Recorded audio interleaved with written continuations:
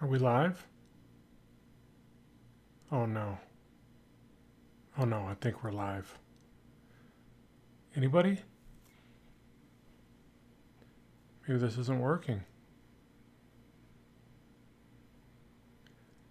Okay, well, just in case it is, hey everybody, this is Rob from Ram Studio Comics, and I apparently don't know what I'm doing. No, so I'm gonna show some traditional inking today, and just so you guys know, you just asked for this yesterday, and here I am, right back at you, answering your requests. I'm just saying, okay? You don't owe me nothing, but I'm just saying. Anyways, so I'm kind of excited today because I'm excited every day, but what it is I printed this out on my printer in non-photo blue. Okay, so that's just cyan, by the way. So if you're looking at cyan, magenta, yellow, black, right, CMYK, just use cyan. Any number or value of that should be fine. And so I printed it out, and this is on a test run, just regular copy paper, right? And then the real test was, can I run my Bristol board smooth through there?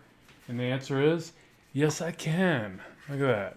Strathmore 200 series, that nice thick paper. This particular printer has the secondary tray on the back. It's if you guys want to know the model, I'll get it for you. But it's a Brother printer. It's got the tray on the back. It supports 11 by 17. That's the main thing. And yeah, slid this baby right through, and here we are. So now I should be able to ink on this and rescan it in and clean it up relatively easily. And that way I get to keep my original pencils, which I don't even know where I put them now, but they're around here somewhere. And then it gives me my blue line for inking. And then I practice on some regular copy paper just to kind of make sure it was working before I did this. So yeah. So here's where we're at the moment. So, any questions, let me know. And just want to make sure everything's working in the stream here before I get started. Cool. What's up, Alexander? What's up, Animatrix? Good to have you back. Cameron, Gail, good to have you here. You're first. That's great. Good to be first. Josh Draws, good to have you back. Alex Xavier, yeah, a bunch of people. Cool. Thank you. All right, so audio's a little low. Man, I'm right next to this mic. Does anybody else feel like the audio's a bit low?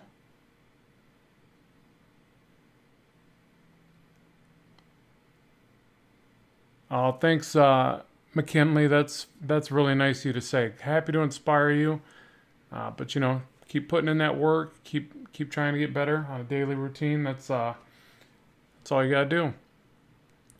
Okay, I'm gonna assume the audio is decent because I haven't changed anything. I don't know why the audio would be low, so forgive me. All right, so audio is fine for a couple other people. All right, good. Try to turn up your audio on your end. A couple people are saying everything's fine. And I was gonna say I didn't change it from yesterday, so we should be good. Okay, so what I got here is obviously Spidey and some of his arch nemesis, I don't know, not nemesis? Anyways, a bunch of the villains from Spidey. And I'm going to start inking this. I'll be using a Micron 01. And what's this one? It says Baoki, but I'm pretty sure this is a Fedora. Oh, what is the name of this? Well, anyways, you can see the name right there. Hopefully that's readable for you.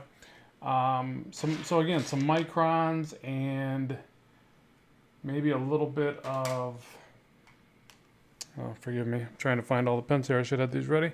And maybe a little bit of this one for spotting the blacks, but I'm not as confident with that. I really like these fine tips. So let's just get started. And if you guys got any questions, make sure to chime in and let me know. Probably start with Spidey, right? Since he's the main dude. I gotta make sure my hand's not in the way. In fact, let me do this. I'm gonna reorient my screens a bit so that I can make sure when I'm visible and when I'm not.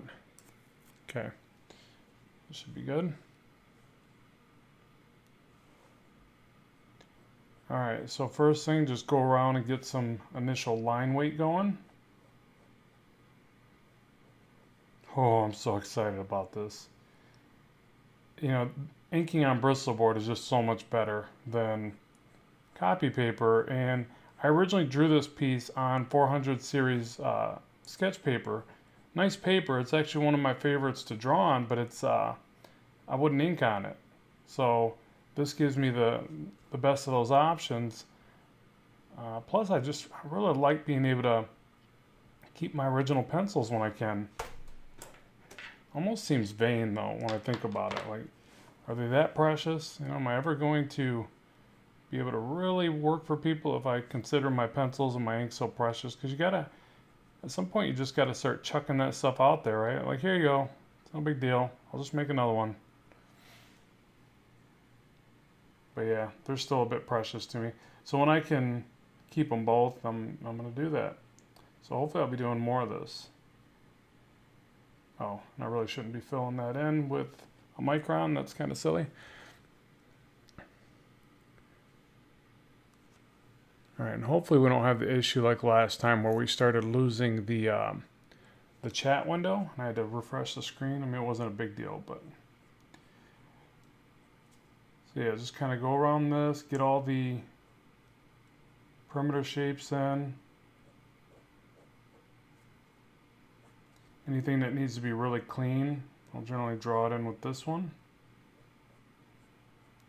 And I tend to do a lot of my my rendering with this one as well. But then for fills, I probably should jump over to this.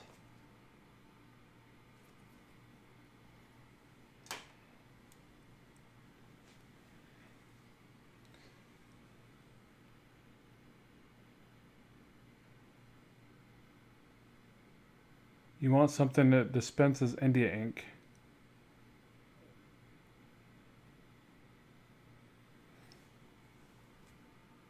Yeah, which I don't know if this one is India ink or if you guys are referring to this or talking amongst yourselves. I never really know. But yeah, this can be a lot quicker way to get those fills in.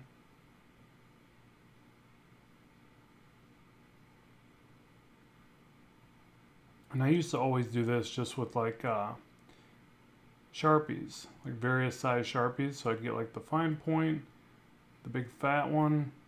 I still do that once in a while, but the thing I don't like about it mainly is that it never dries the same color. Couldn't stand that about those. And then when the pages would get older, the Sharpies would fade a different color. Like seems like a blue or something, but yeah, so there's different quality levels of ink to be sure.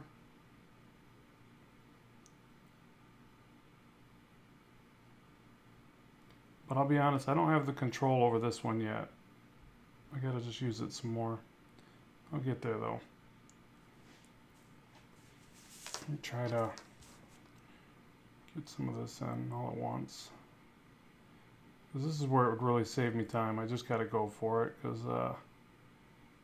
you know, tracing every shape is just gonna really slow it down, right? And if I stay on the inside of the shape, I can always sculpt it back as I go to do the rendering anyway, so it's not a big deal.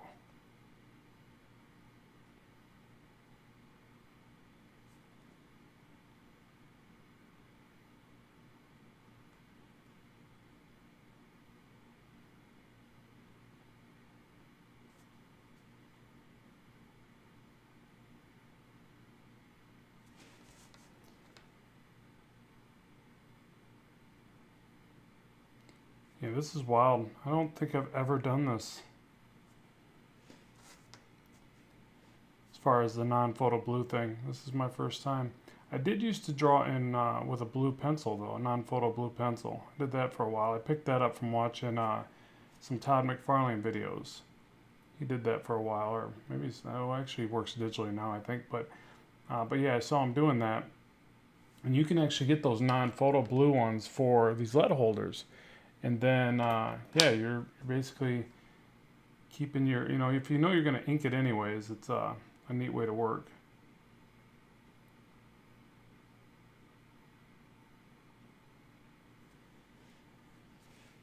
All right, that's about one, because I can get the back of the tricep here too.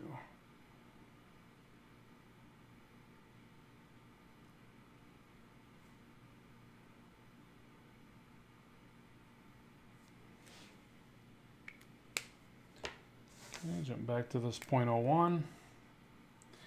I like to get some of these little rendering lines. Let me know too if my hand's blocking too much, and if you think I should zoom in a little bit here and there, all that good stuff. Let's see what the comments. Regular pens have ingredients that smear.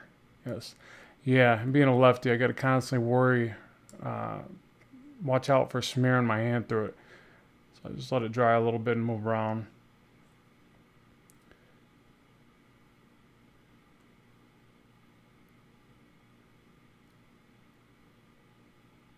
Oh, nice. Jordan says he just got a couple comics of Spawn. Cool. Way to represent. Way to support. Yeah, I'm way behind on my Spawn collection. I'm so behind on. I think I talked about it yesterday. I'm so behind on all my comics. But it's hard, you know, like when you're trying to spend all this time drawing, and then you got to make time, you know, to watch your favorite TV shows like The Boys, one of them anyways, and then read your comics. I'm supposed to be drawing on my own comic, and I'm slacking. I'm over here drawing Spidey, not getting paid for it. I don't know what my problem is. Well, I guess I kind of am. I'm not getting paid for it, but I'm making content for you guys, so it's still a good thing. But yeah, priorities. What are those? All right, so for the rendering, I use like the smaller brush like this, or brush pen, sorry, and just taper that line. Thick to thin.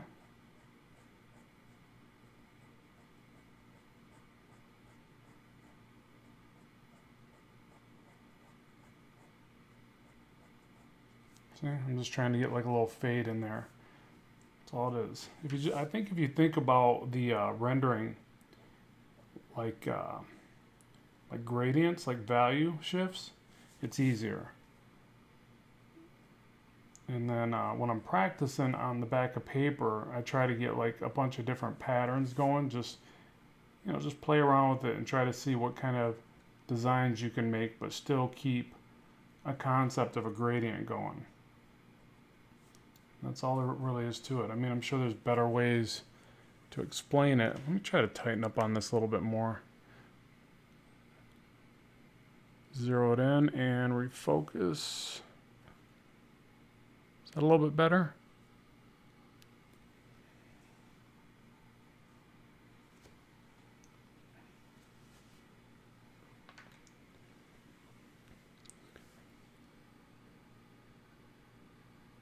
Oh, Giovanni, yeah, you're welcome. So Giovanni's just saying thanks for the videos, of course. That's what I'm here for.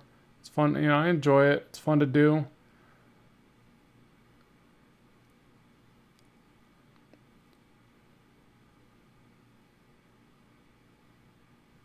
Do a Blackstone video. Thanks, Josh. Again, thanks for somebody else like representing my character. Like I know I need to get back on my own book. I don't know what I'm doing here. I have my own character I should be trying to make famous, right? Famous or infamous? Probably infamous. Okay, so a little bit of line weight. And you know, and I know what it is. It's for one, this is part of me being a fan, you know, being a fanboy, I guess, but in connecting with that thing that inspired me so many years ago to be a comic artist. So yeah, there's that. There's like the part of me that's like, you know, still going for it. I'm still going to practice drawing these characters and you know, keep doing the work and keep, even if it's not published for the companies and stuff like that, I'm just going to do it because I love to do it and I'm inspired to do it. But, you know, there's that part where you got to be like, all right, look, I gotta put the important stuff up front, and yeah, and I feel like that needs to be my comic. I need to put that back on the front burner, but it's hard too because I guess this is autopilot stuff. You know, like Spider-Man for me is autopilot. You know, there's so much great content out there that you can just look at and then pull ideas from. So it's a lot more autopilot. Or when you create your own stuff, you know, you gotta you got to pull that not out of thin air, because you still want to do the same thing where you look at some great ideas and you transform them into your own thing. You know, everything's a copy of a copy of a copy. I don't feel like there's all these brand new original ideas. It's all transformative, I think, but I know that's kind of, people are probably like, dude, that's so not exciting. So you're saying everything is just a copy, but isn't it? Isn't it really? Okay, so I had some shading back here as well. Again, these little tapered lines, just like this.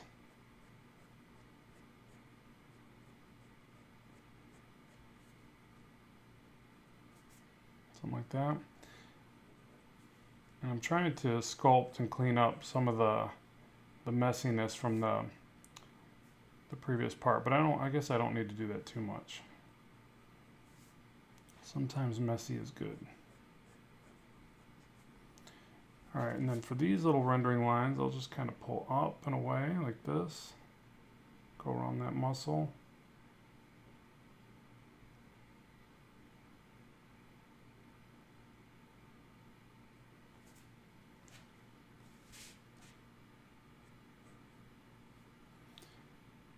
And then some of it I just kind of add as I go. There's none of these little lines there, but I feel like I could use them.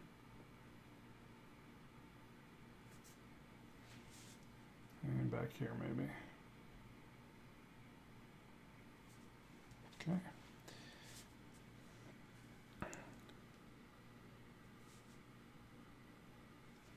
All right.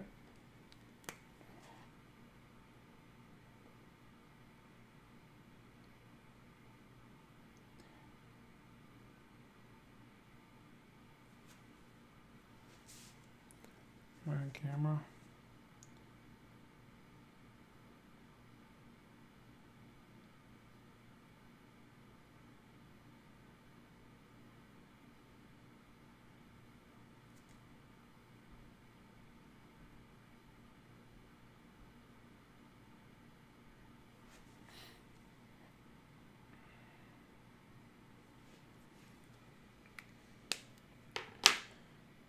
And let's see, probably use the 05.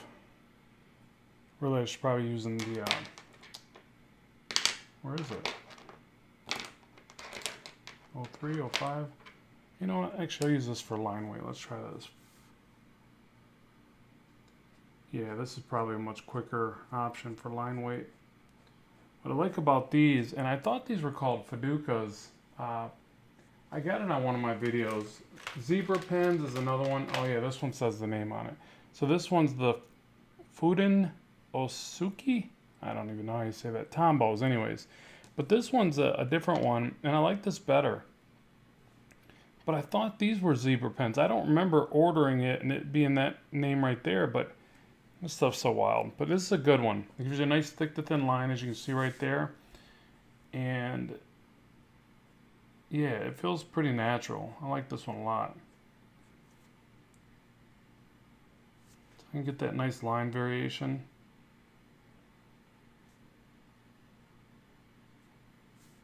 And I'm a little out of practice with my traditional techniques here, but yeah, that's a good pen. I like it. Let me read through these real quick because I feel like I'm just drawing and not looking through this. All right, somebody's like, "What's Blackstone?" It's just a character I developed. I don't have a picture of him right now, but he's on like anything that you follow mine. I post pictures of him. He's a Black Mirror character that gets alien bonded to his back, starts forcing him to be a hero, and he's just trying to get the thing off him and get back to his dastardly ways. But yeah, that's the basic, really basic premise, obviously.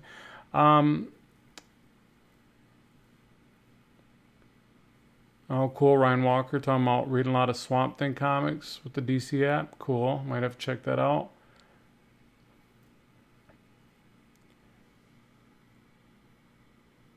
And thanks, Past Master Dan, for saying, and remember to like, share, subscribe, all that jazz, turn notifications on. Thanks so much for that. And then somebody's asking if I have a Discord. I don't, Josh. I probably should. I don't even know how that works, honestly. So I'll look into that. I keep saying I will. I just got a bunch of things going, but I probably should have a Discord, right? Oh, by the way, we're going to be doing another art review video. Me and David Finch. So it'll be next week at, let's see, we said Thursday at 8 p.m. If anything changes, I will let you know. But get your artwork ready. Remember to have 2 pages of your best stuff. You don't need to show up any more than that. We're going to limit it to 10-minute segments, intervals, so that we can see more people. Because the last time we did, a lot of people got cut off. So just be ready for that. Hopefully you guys got your best stuff ready. Or hey, it's almost a week away. You can work out some new stuff, right? Hopefully.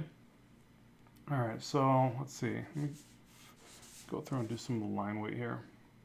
Hopefully I don't smudge. I think this is dry.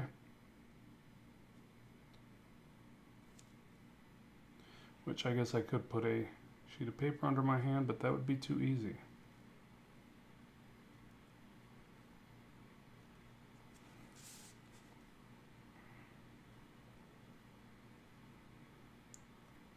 Yeah, I really can't believe that I haven't done this before. This is insane. Like, I've been wanting to do this for so long, and I just didn't think my printer could do it, and I never tried it. Or maybe I did try it once, and it didn't go as planned. But this time it went fine, which is cool.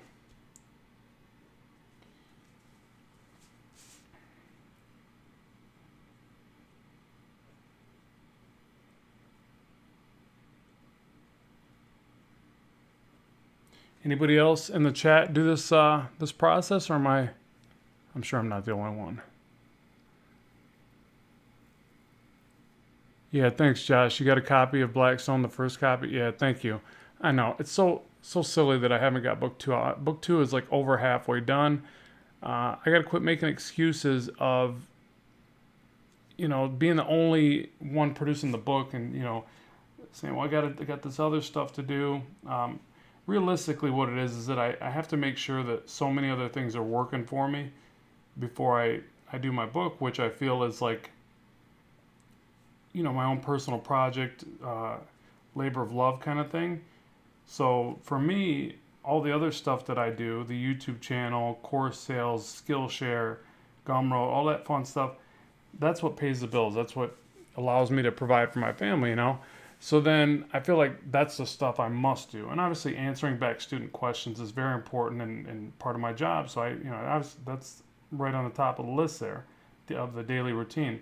But I have to also remember that, why I got into all this. And it was to do comics and to do my own comic. And so I have to make time for that as well. But it's a weird juggling act, because it's like responsibility versus passion projects. Something I hope will take off, but I guess a little bit of my fear gets in the way and says, is it a good idea? Is it a great, it can't even be a good idea, right? It's got to be a great idea. And there's so many great ideas out there, and I don't know. I guess it's fear talking. Got to squash that stuff, right?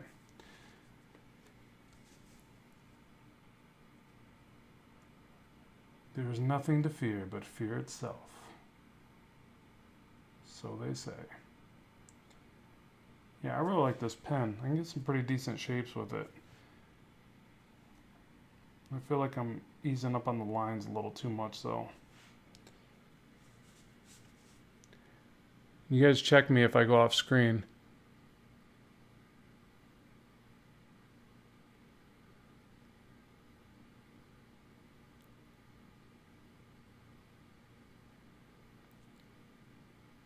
Still learning how to do a good line. Yeah, lines themselves, you really have to doodle a lot. And I do. I to this day, sketch and doodle on the backs of my pages all the time. And you have to keep, obviously trying your different pens. And then you have to, play around with your the way that you pull the line. So for me, it's, I mentioned this a lot in the videos, I do better pulling down if I'm really trying to get a concise line, I'm probably going to pull down like that and then add a little bit of pressure. And then sometimes I will draw out the line. Other times I will, like this, I'll sculpt into it. I'll push into it, which is faster than me drawing the line first. It's weird too. I think you get a different look as you do that. Like it's all these little things add up and make your style and make the way that you create this stuff. But yeah, it's you just have to do it a lot. And I know it's like the answer nobody likes to hear. You just have to keep doing it. And they're like, well, yeah, but how do you do it? Specifically, what do you do? You just keep creating art. And I'll tell you, try not to sit there and watch the grass grow. I don't know how else to put it. Like, you got to create the art and you got to almost not think about it so deliberately sometimes. Because then it's like watching grass grow. It gets like this painstaking process. Like, I want to get better now. Now. You can't do that. You got to enjoy the journey, enjoy the ride.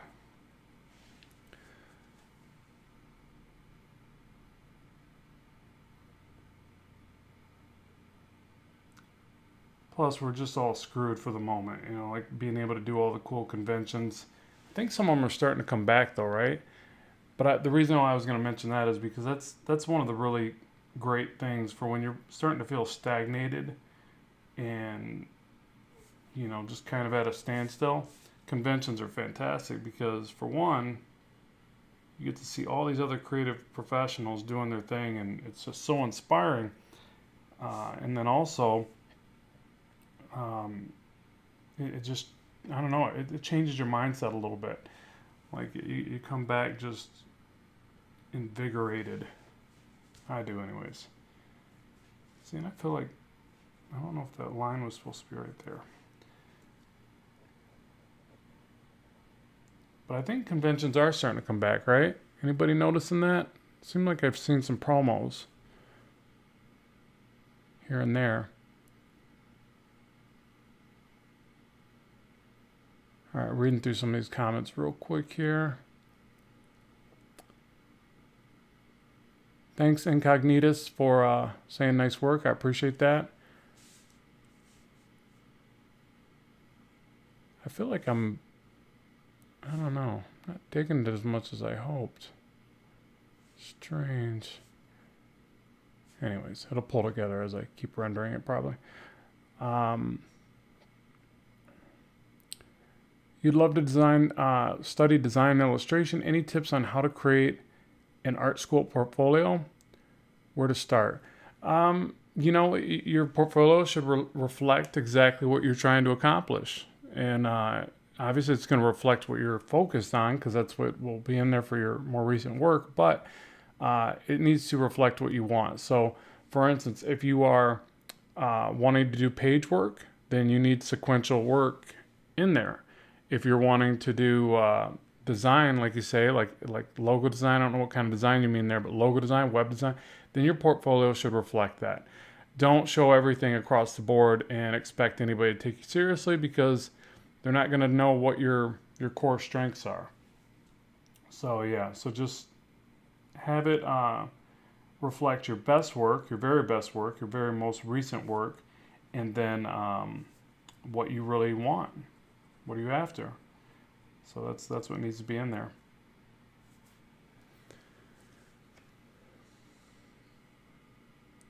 What are your tips? And this is from Bob's Your Uncle. Nice name.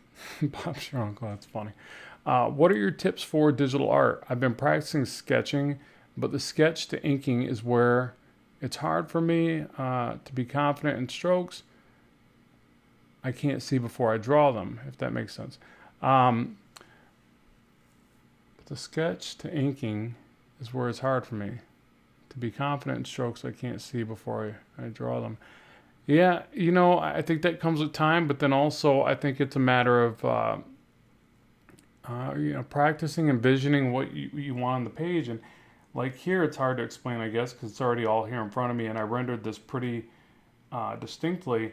But generally what I do, I guess I still do it even when I'm inking, I do picture what I'm going to do right before I do it. It's just, I think that I've done it so much that I don't look like I'm pausing as much. And sometimes you will see me pause, but I am definitely doing that, and I do that more when I'm inking off a rough sketch. In fact, I've been inking off a rough sketch more and more. I think it gives a better feel to the work. There are certain aspects where I don't do that, like this would be one of them. So this is more of a rendered style, and I think that because of it, it will stiffen up a bit because it's like I'm deliberating more on everything that I'm doing, right? Instead of just going for it, and that shows in the work. It's the same concept like when you rough sketch things. There's like all this energy. It looks very energetic, very loose and gestural and fun.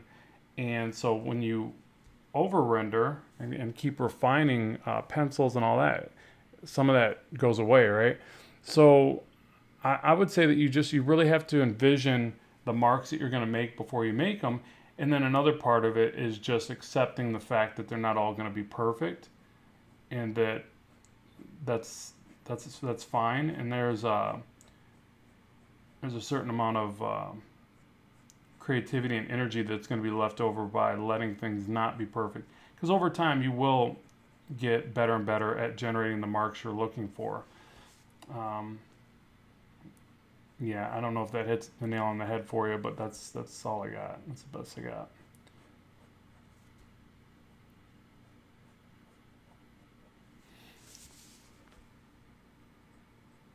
It's funny how so much of what we do transfers into the work. It's like even traditional art.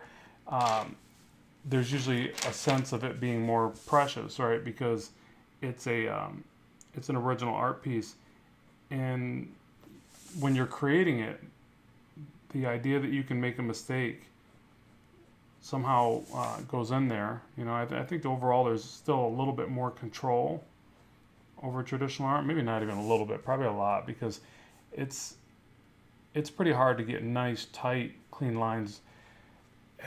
You get clean lines digitally, but it's a different process. And you know, a lot like digital, you're usually sliding all over the place and stuff like that. But you can still get really nice, clean lines. But control-wise, it's like you just can't beat the control over drawing and inking on Bristol board. Like it is. I mean, I can throw that line right where I need it. Um, and again, there's this sense of it's more precious because it's almost like because you can make a mistake, but you really don't make mistakes. I mean, you even get to where you fix them. I mean, that's why you bust out these little guys right there. You know, you fix all sorts of problems with that. So there's, you know, it's not that big of a deal. But when you're putting down the lines, you're very conscious of every line. I don't know. It's hard to explain, I guess, but I like doing both. You know, yesterday I was working on a digital piece, and today it's traditional. But there is a very different energy to each.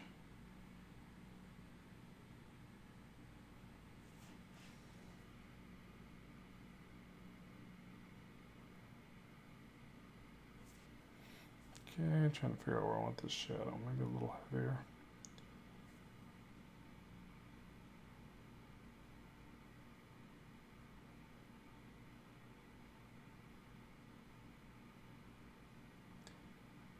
Yeah, you gotta quit holding back on the shadows.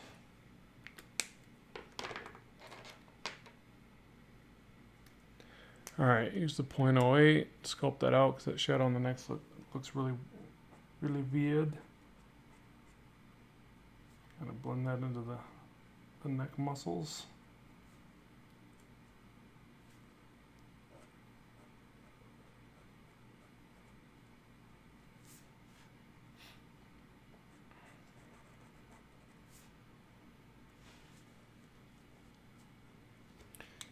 Okay.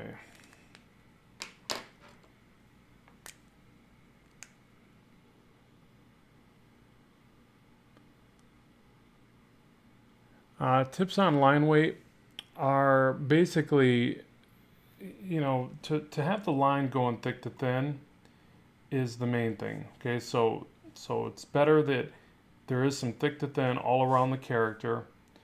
If something's in front of another portion of the body, like so for instance the bicep here, the arm coming in front of his torso, then this should have a heavier line in at least a couple spots. But really it can be all over.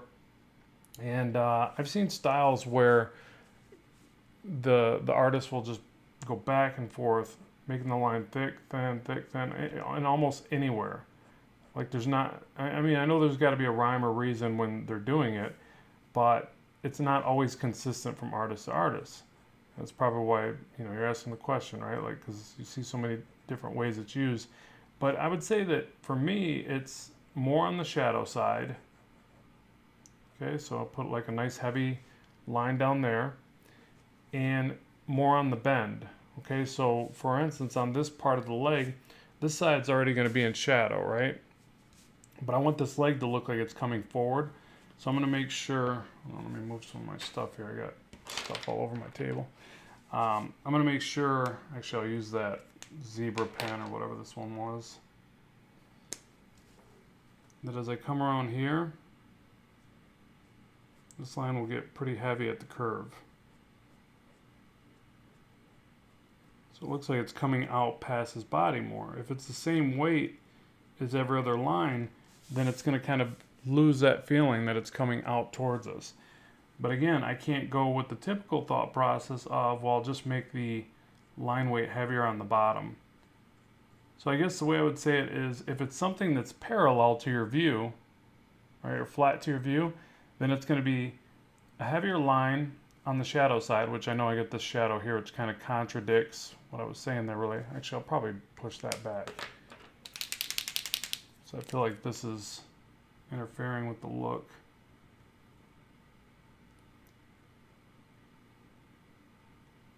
Yeah, that wasn't right. So the heavier line should be on the back, but if it's something that's coming towards the viewer, I would say focus more on the curve side, especially if there's a shadow on the other side, which is exactly what I'm trying to show here, that all this is a shape of shadow. Here, here. So there's no line weight there, right? It's a big shadow.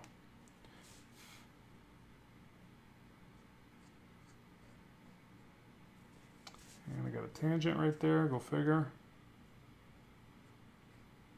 Like the king of tangents. Okay, so right there. I don't know what I was thinking here, but this leg's gonna look pretty bulky now, but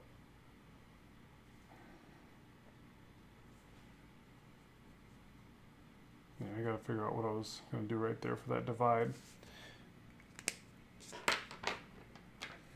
But yeah, so I put the heavier line there to make it look like this is coming out.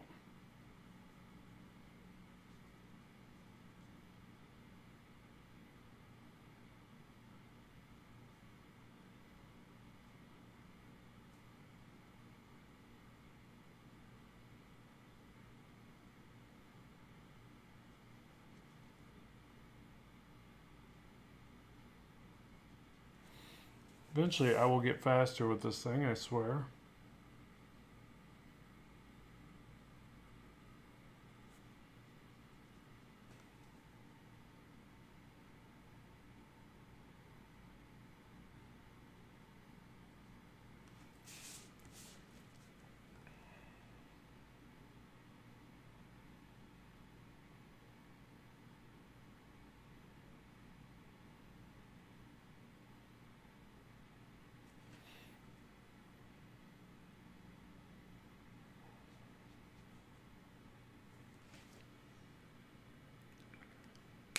Yeah, it looks funny. I don't like that.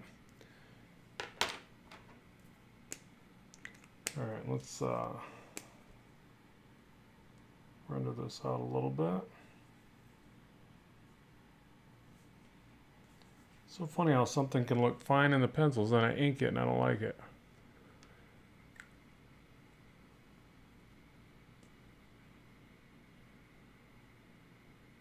Yeah, that's a good point. I was just looking up at some of these comments, and Stormwind says, because when you want to draw better on good paper, and when you're drawing on poor paper, you don't care.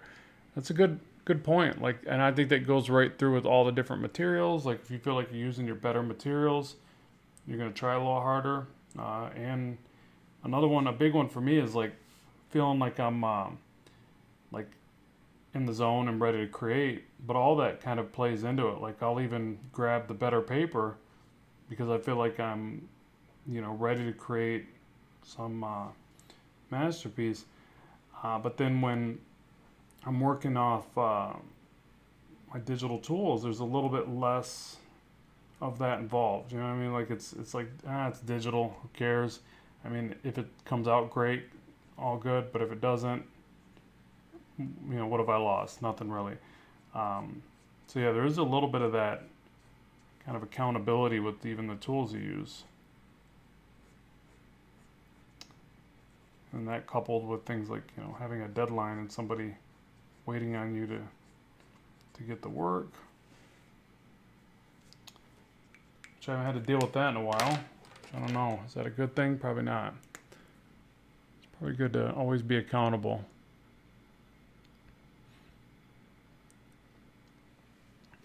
Yeah, good one, Josh. I think I started doing that. So Josh just put, you should make a Gumroad product or a Gumroad item where you can put your traditional art and people can ink over it. I like that idea. In fact, I'll do that. I thought I did start that, but maybe I didn't. Or maybe what it was. I don't think it was my traditional art, but I've been doing more and more traditional art lately. So I'll do that. It's a good idea. Thank you.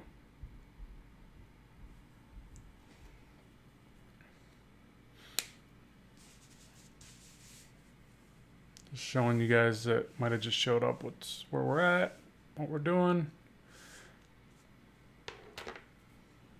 Okay, so for the leg here, I kind of wanted to try some different pens, but I feel like for the size, try the 03 over here.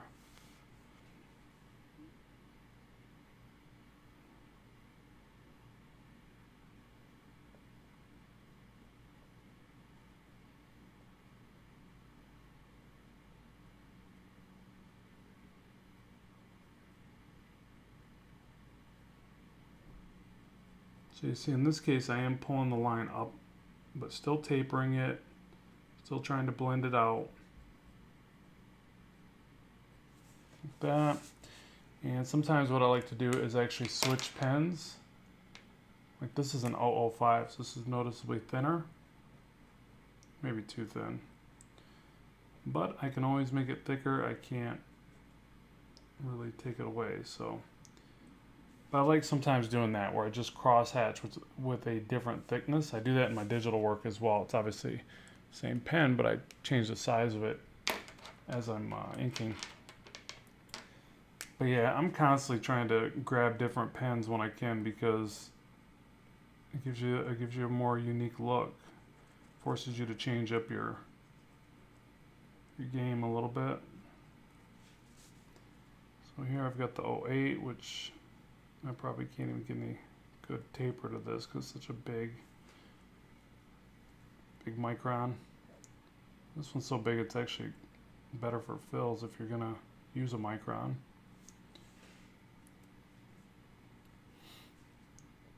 But this is good for like those nice little blunt lines.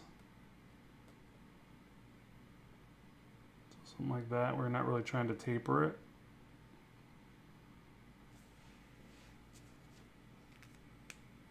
Oh, let me get this in here too, man.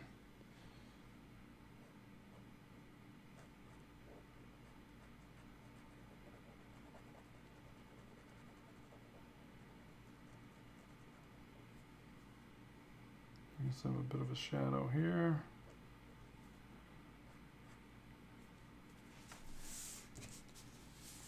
Yeah, so like this line right here, you'll notice I'm turning the page. It's because it's a curve and I need to pivot my hand more. So there's definitely certain lines that I just almost have to pull a certain way, or I can't do it, or it wouldn't look as clean. Not that this is a perfect line, but it's doable. But see, I had to rotate that there. So there's parts where you render in different directions, and I think you should try that. You shouldn't probably always render in exactly the same way. You want to, like, work on the mechanics of your hand, your coordination, your dexterity, your ability to create different lines and use different tools, all that good stuff. But then there are certain areas where it's just what works best has to be used there. And for me, curves are always, again, pivot. Like I know I'll do it here for the mask. When I go around the heads of the characters, I do it there every time. Like I kind of like rotate my page and I have to pivot and get just that right bend, or I just won't be able to do it. Like I couldn't do it like this. It would look noticeably different.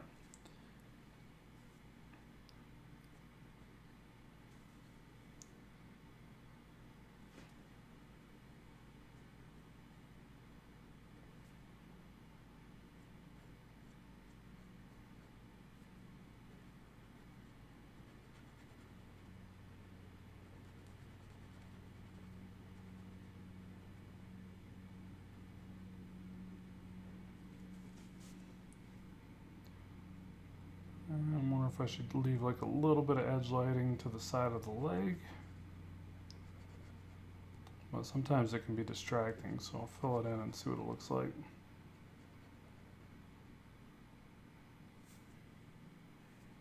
Or maybe fill some of it in like that.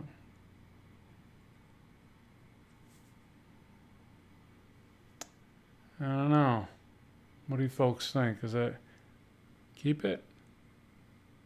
Fill it in.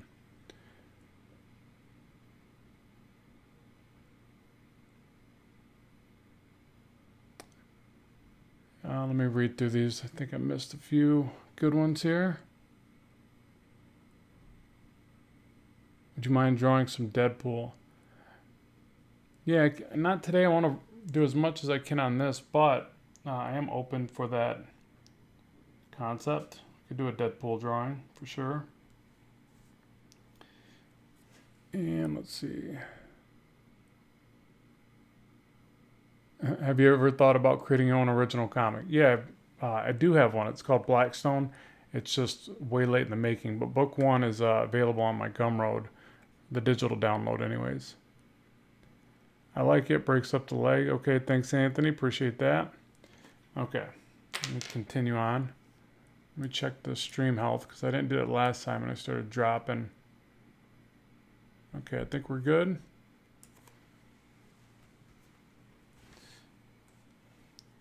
All right, so let's continue on.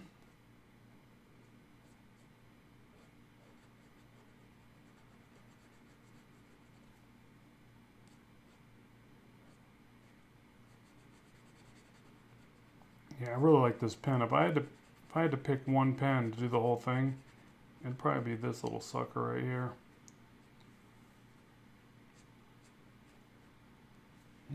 This is a good pen. It's funny too, because when I did my other comics, when I back in the day when I did the books for Arrow and Assault for Time Press, I did everything with brush pens. It's just they discontinued those suckers, and I was left sitting out in the cold. Which now I think that's why I think it's better to use a couple different pens, anyways, so that you're not a bit of a one-trick pony.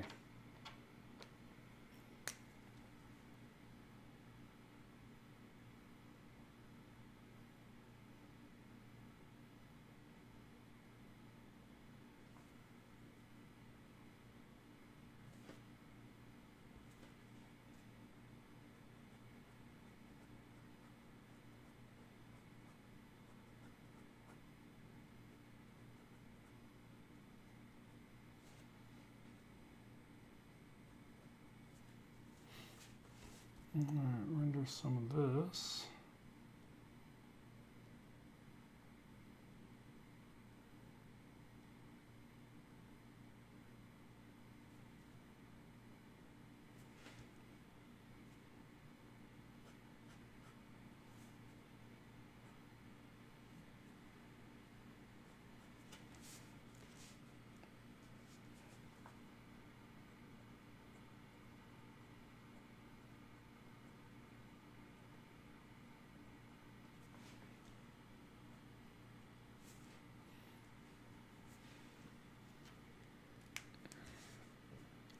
Okay, what else?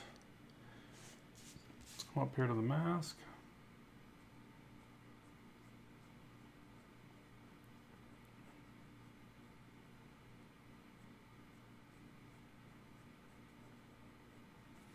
And I feel like this is something that I have to trace the shape first. Now, if I was brave, I would use that brush pen, right?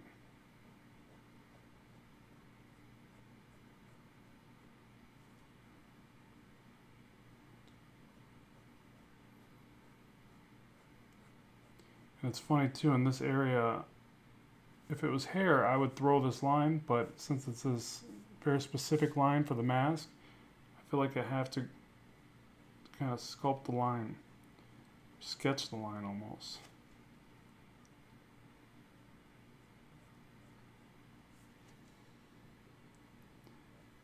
And I feel like one side will be a little lopsided. It's like my calling card.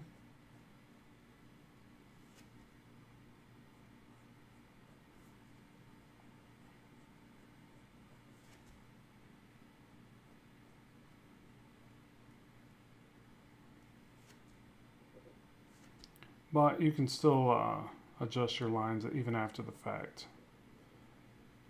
So if you're a little bit off, that's when you bust out the white out. You just push the line back and forth until you get it where you need it. And I think I mentioned this in a video the other day, but I'll say it again. A neat thing I noticed, you got OBS, right? OBS is open broadcast software, and it's free, it's open source.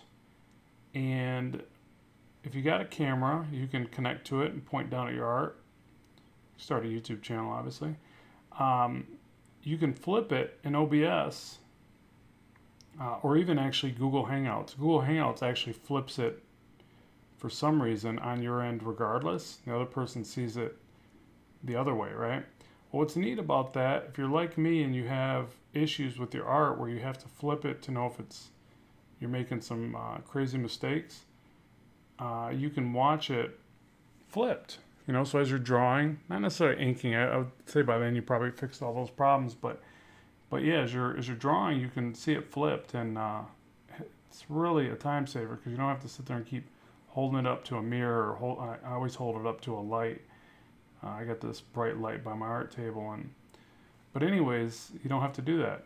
You can just set the camera over top, which obviously it's more of a setup, but I already got that stuff going, so I figured I would share the info for anybody else that already, records and has that set up. It's kind of a neat way to work. Not to mention you can project that onto a larger screen if you want, and it's almost like a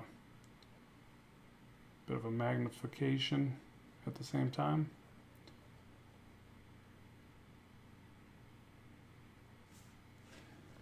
Here we go, there's the mask, and yeah, it's a little crooked, but don't tell anyone. It's just between you, me, and the internet. All right, let's see if we got any more questions. Hi, which perspective drawing course would you recommend from your Gumroad? Drawing amazing backgrounds or working in perspective? I'm working in Clip Studio. Okay, so yeah, thanks Dave for that question. It's up to you. The drawing in perspective, drawing amazing backgrounds in perspective is a really big course. It's like cover 1, 2, 3 point perspective. I cover different techniques for drawing things and mapping out space. I'm adding more content to that all the time. So that's the bigger one. The other one that is the cityscape, and it says drawing perspective in Clip Studio, working in Clip Studio, is more specific to that software. And they both seem to do real well as far as reviews. So I mean, I'm not trying to brag here, but people seem to like them. And but I don't know which one would be better for you. I do know that the first one I mentioned, that you mentioned, I'm talking about the amazing backgrounds one, is more loaded. There's a lot more content there. So it's totally up to you. But the other one's more centrally focused around the tools in Clip Studio Paint. And then Anthony, this is helpful. I'm working on a Spidey piece myself, still working on the pencils, but I'm super nervous about inking it, screwing it up. Yeah, I am too. I don't know if you can tell, but yeah. I think that what happens is that you just got to make it all pull together regardless. Um, I know how you feel, but this is great because yeah, you can print this out and you're not on the original, right? So you don't got to worry about messing up. But really, you don't got to worry about messing up anyways. Part of what we all need to get better at, and I'm talking to myself here. I need to practice what I preach. Is being okay to mess up, and then knowing that you can fix it with whiteout, and that you can sculpt these lines. You really almost need to mess up so that you explore some options. I know that's a tough pill to swallow, but I think that some of my best work is when I'm like letting go more and I'm just going for it. Uh, that's one of the reasons why I've been doing this more in digital art where I ink right over rough sketch. Now, there's really nothing to worry about, right? It's digital, so it's not a big deal anyways. But what's nice when I can get it to work right is I'm basically just letting go, having fun with it, and throwing lines wherever I want to throw them. And so sometimes that can work out really well. Um, but yeah, you just have to make those mistakes to see. You don't know where the line is if you don't push yourself. You gotta know where that line is and what you're capable of and what you can fix, and yeah.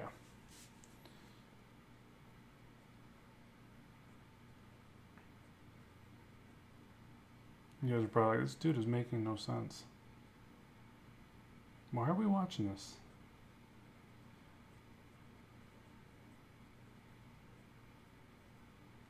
Because you like art. That's why. You like Spider-Man. And you're willing to put up with me so that you can get your daily dose of Spidey. Okay, I'm thinking I'm going to switch over to one of the faces because I don't want to, probably not going to be able to get this whole thing done. We got company coming over later on, so it's 4. I still have a half a cup of coffee. We got some time. Anybody else drinking some coffee at 4 o'clock in the evening? Is that even healthy?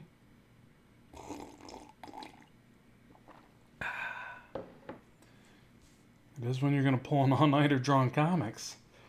I don't know if it's healthy. It's productive. Okay. I kind of want to... Actually, I'm going to let you guys pick. I'm going to ink at least one of these faces. Which one should I ink?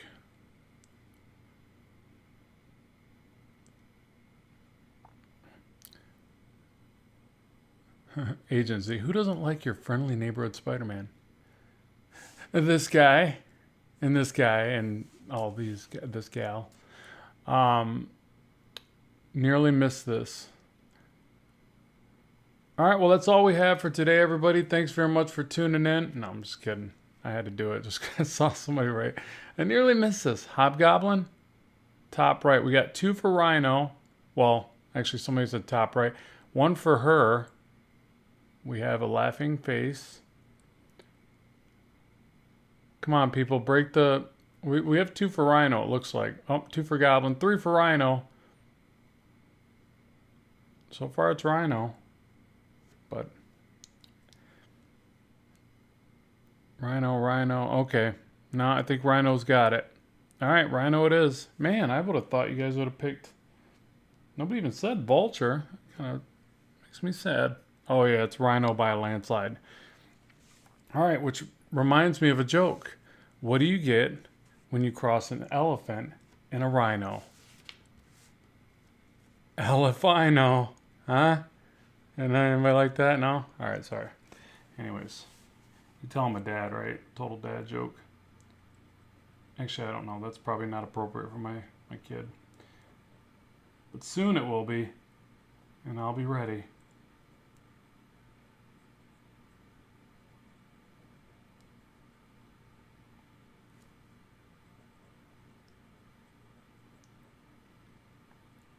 I heard a good one the other day. It's kid friendly.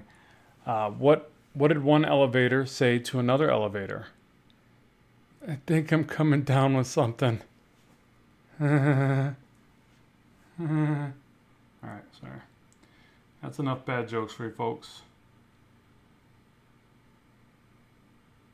Time to ink some rhino.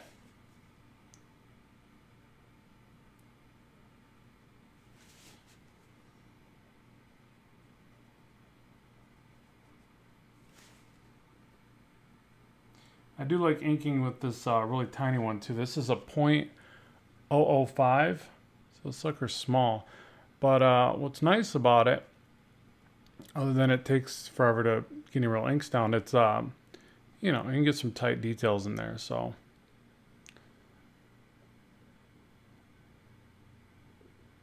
all right, so somebody just put, why do people need to get to non-photo blue before inking? Well, the beauty of this is when you go to scan it back in, you can really dial in the levels and you'll only get the inks. So it's a clarity thing, an ease of use thing. Plus, you're able to keep your pencils. So the original pencils of this was on a sketch pad. And so now I've got the option to, you know, keep those pencils intact. Yeah, so there's a couple benefits to it. It's definitely the way to go. This is what the pros do, a lot of them.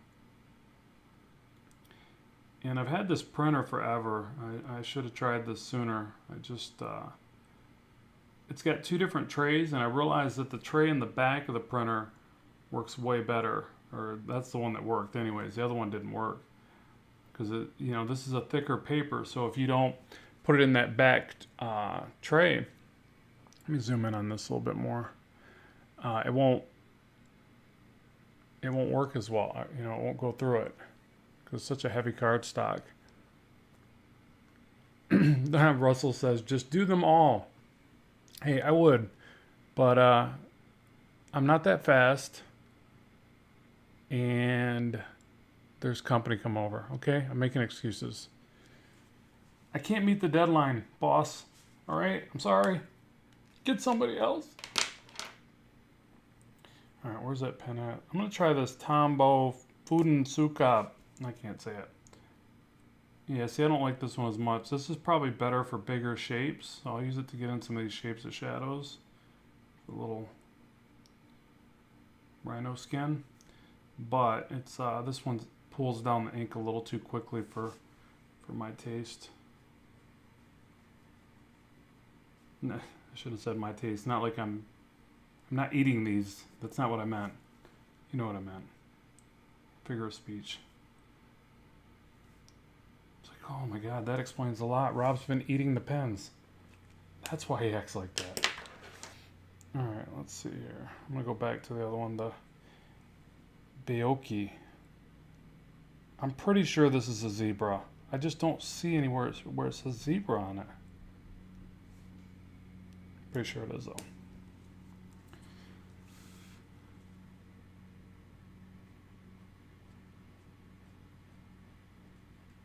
Okay, yeah, see, I love this one. This one with this particular paper, the Strathmore 200 series, is just freaking almost heavenly. It just flows.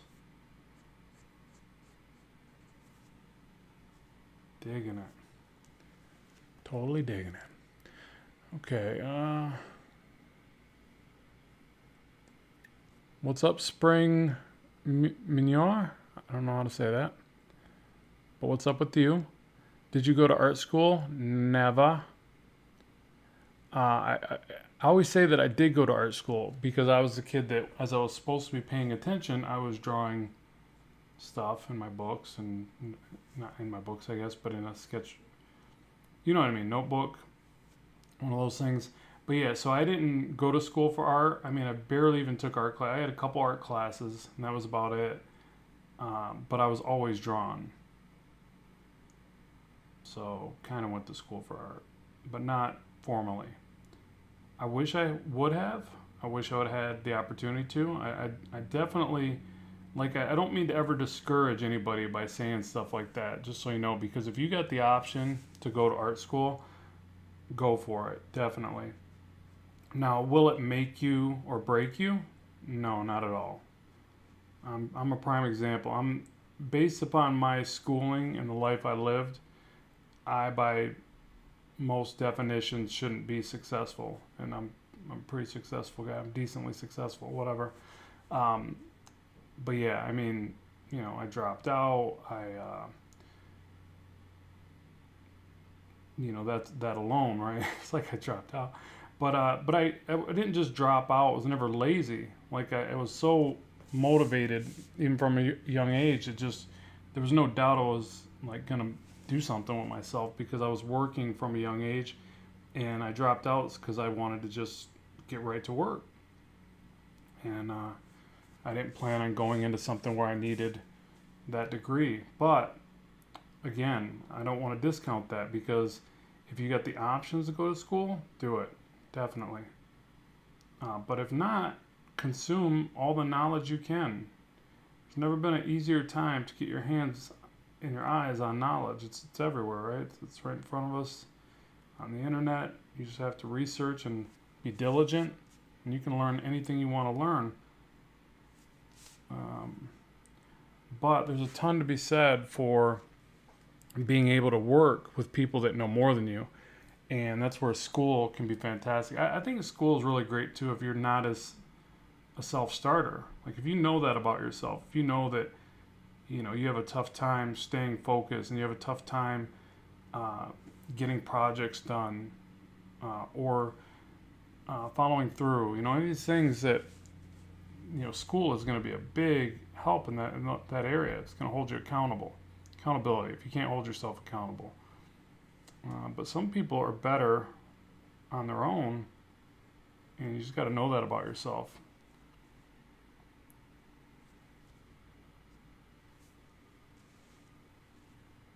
Like I've always been really driven. It's always been in my nature. Like I never even went from one job. I never quit a job without having another job lined up. Yeah, I don't think there was a time when I didn't work. Once I started, I stayed working, and I never got fired. So I'm pretty proud of myself there. I was always like, hey, I got to put in my 2 weeks. I got a better job. You're not giving me the parking space I wanted. No, that was never an issue, but yeah. Now, if I could go back and do school, like go to a good art college, I would. I mean, I did pay for some basic art lessons at the Flint Institute of Arts, but it was real brief, and it was just me forking out the money to kind of attend after I got my GED. And then it was, yeah, I usually don't bring it up because it wasn't really like me going to school for very long. It was just like me taking a couple classes, but now if I could have went to, I remember wanting to go to like Ringley. I think that's down in Florida, right? I just remember other artists that were amazing that I had met that talked a lot about it, and then it made me think more about it. But yeah, I never had the option. Oh, I got that one ear. I should have fixed that. I think I can raise that up a little bit by waiting out this side.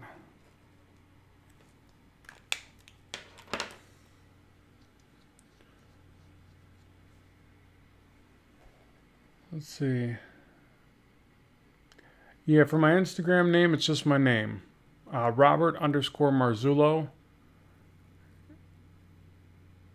I could type that in if you need it, but it's pretty easy. And yeah, somebody asking, who's that? LC. So you print these out in non-photo blue and then do traditional ink. Yes.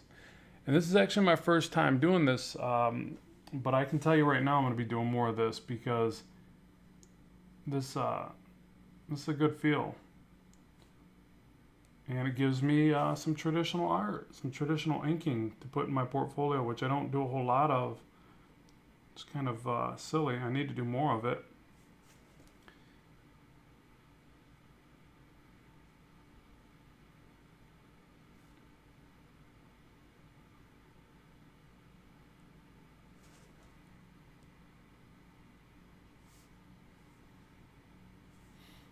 But yeah, I definitely like the process more. Yeah, I like digital inking. I like doing the art process start to finish. When I'm going to color something, I really like doing as much of that in the app Procreate because it gives me that video, and I make a lot of videos, right? So it makes more sense for me to do that if I'm going to do a project, from start to finish. If I'm going to color it, to do it all in there. But I don't end up with that tangible product at the end, which is what makes me come back over to here. And I still feel like, at least with pencils, that overall I can get a better piece of art inside traditional.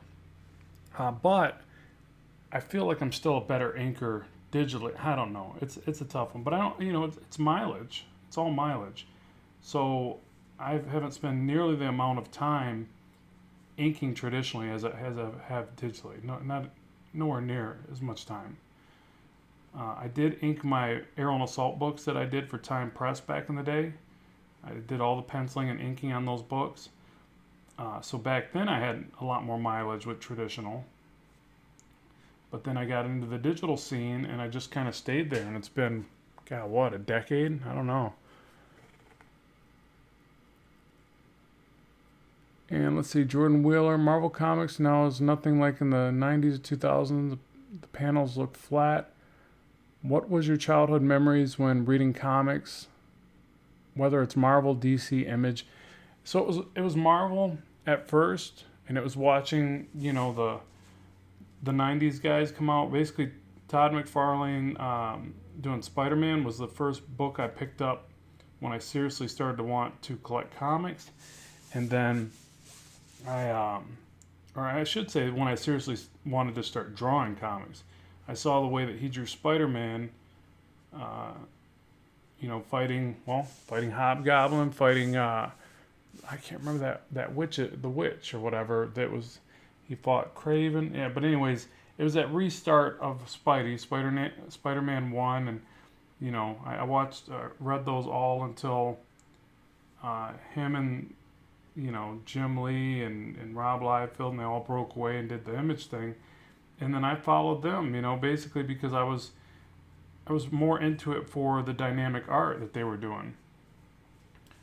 Do something here real quick. And then it was just pinballing around from amazing book to amazing book. They had so many fantastic titles, and I just followed those guys around with the books they did because, wow, those ears are way off. Goodness. Are the eyes even level? Eyes are a little bit better.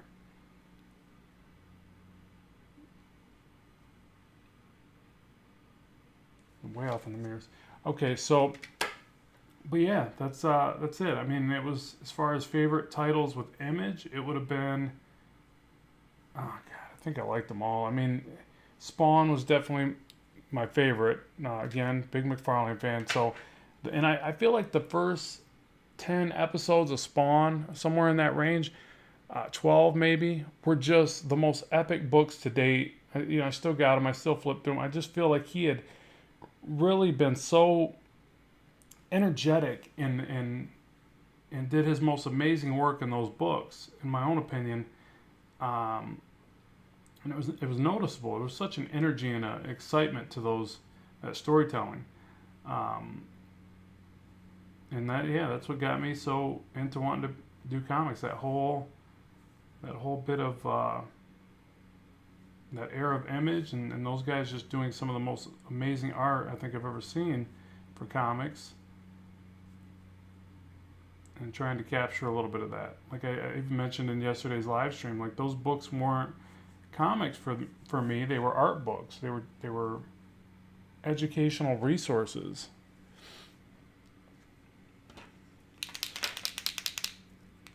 And it's funny, now I pick up comics, mainly digital. I use a lot of Comixology, but I'm going to get back into collecting. And now I'm a lot more into the stories than I ever was. I mean, I barely read the stories back then. I read the ones that, like I mentioned, Spawn. I was into that. I read that pretty thoroughly. But a lot of them, it was just like taking in, you know, the amazing art and trying to recreate it and learn from it, stuff like that. But now I'm very much into, you know, reading all the stories and appreciating the art. I was a big Dale Keane fan, and I'll tell you what, actually, that's whole era of him and Peter David drawing the Hulk, or him drawing the Hulk and Peter David writing for the Hulk, I was definitely reading all those. So I think it just depends on the writer if I was really captivated, but I was very captivated there because not only was the writing amazing, the art was on a whole nother level.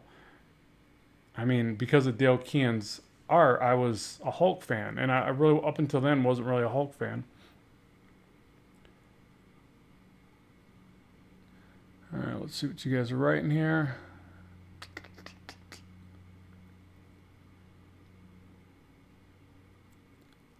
Okay, so Nerd Hollow, if I'm saying that right. Since starting to draw, I've been all digital. I want to try traditional, but it is making me anxious. I'm not sure why. Hee hee. Nice. Anyone have that issue when drawing traditionally? Yeah, I mean, traditionally, it seems like more can go wrong. But you just have to remember that you've got all these different pens. You're going to slowly get better at using each one of your tools. And you have whiteout. It's not that big of a deal. And sometimes the mistakes you make will turn into successes. You'll make a mistake and you'll fix it by whiting out, redrawing it. I'll tell you, actually, let me show you these two. So this one, it's a Posca and Presto, right? Both of the, oh, I'm not on camera, sorry. Both of those are great, okay? They're both, this one has more ability to pinpoint the area that you're trying to clean up. This one comes out pretty thick. You gotta shake them both before you use them. But what happens is they're workable. Been able to like draw over them a couple times and ink over them. So, you know, you don't gotta worry. Just get the worry out of your mind. Go for it. Do your warm-ups. Sometimes that'll help me out quite a lot. Like, I think I should have warmed up a little bit more before I started inking Spidey, but whatever. You know, it's not. Sometimes you can't warm up. You just got to go for it. But warm up on the back of your page or on another page and get the ink flowing and go for it.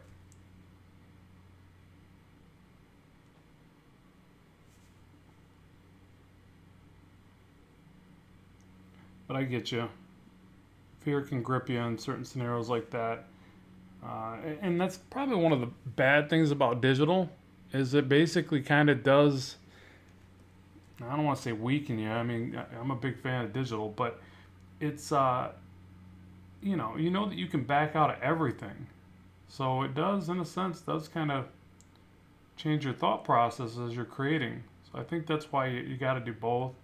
I like doing both. I'm glad I'm finally back to doing both because for a while there I didn't work traditionally. You know, and you got to figure too. There's a lot of artists that will take the traditional work and they end up having to fix it digitally anyways. I was just talking to David Finch about that, and it's like one of the things that happens is if they get backed into a corner, it doesn't happen all the time, but say they are working on a book and you know the colorist has got it and they have to make an edit because edits do happen. Well, you got to figure if the colorist has got it, it's almost always digital color, right? I think it's always digital color these days. So then you got to backtrack to the traditional method to fix it. But if you go with digital edits are easier. You know, it's already digital. You can edit it digitally and send the file right back. You can keep layers intact. So yeah, it's you got to use them together. They're all just different tools in the toolbox, and they all got to. You're gonna get the best out of your work if you can couple them together. It's like a lot of artists that I see. They'll draw traditionally, and then they'll ink digitally, color digitally. You know, there's different. Some people even just do their rough sketches traditionally because they know they get a better energy to their rough sketches. Then they'll bring that into the computer and refine it. So yeah, it's knowing your strengths, knowing your weaknesses, and using all these tools to get the best out of it.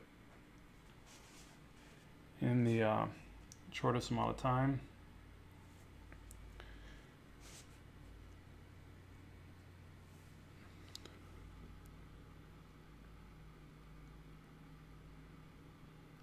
Okay, and I'm learning how to draw. Says, I've been recently rediscovering artists I knew of when I was a kid. I started reading comics around second or third grade, so I was not paying attention to names at that age. Yeah, and I think that's probably a little bit more common than people think. I know that for me, I was paying a little bit more attention to the people that I followed because I was trying to emulate their style and learn from their style. So I was very much aware of, this artist is so and so. I would say that happened more for me with writers. Uh, no offense to writers out there, you guys are amazing. But I just wasn't as into the writing. I mean, I still, now I appreciate the writing immensely and more than I did back then, anyways. But so yeah, I definitely identified and paid greater attention to what artist was on the book, especially the '90s. And I think that transferred a lot, or it changed a lot. Like that used to be pretty common back in the day, and now it's I don't even know. I think they're starting to pitch it more like the writer carries the book, right? Not like it used to be, where in the '90s it was definitely the art sold the book, and the artists were like these superstars. And it's funny how things have changed from that. Kind of assumed that was always the way it would be, but it was a bit inflated. It was a bit of a ticking time bomb, I think.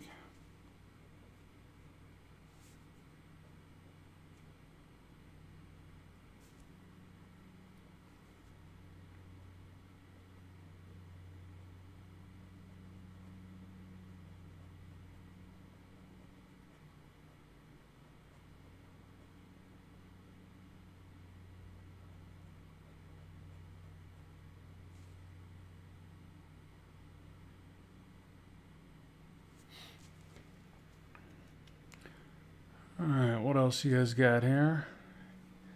Hey, what's up, Mind Games? Good to have you.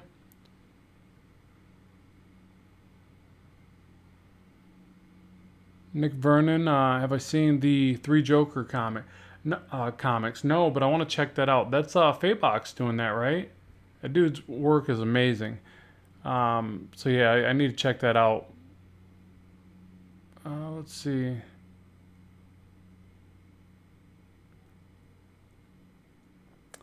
Yeah, appreciate that.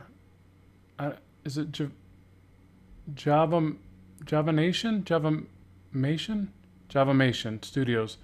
Yeah, thanks so much for the kind words. I really appreciate that. You guys are awesome. I appreciate the you guys just watching and being part of it.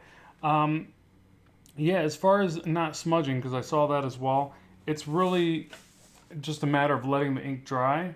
I think if you use the good pens, a good Bristol board, you're a little less likely to have that happen. Obviously, start to the right. Well, I'm left-handed. Start to the right and work back. I don't always do that, but it's a good idea. And yeah, just adequate amount of time in between. And then you can always use a sheet of paper under your hand. I'm not doing that because I'm trying to make it hopefully as easy for you guys to see what I'm doing as possible. But it's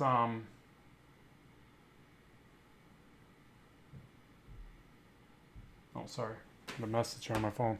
My bad. Where was I? But yeah, you just put a rider under your hand, which makes it a lot easier.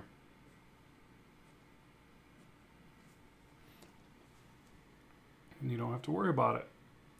But again, if I do something like that, I'm trying to, make sure I don't just run my hand right through it. So the answer is to be aware. How do you tell somebody to be more aware? Be more conscious of your decisions, Daniel-san.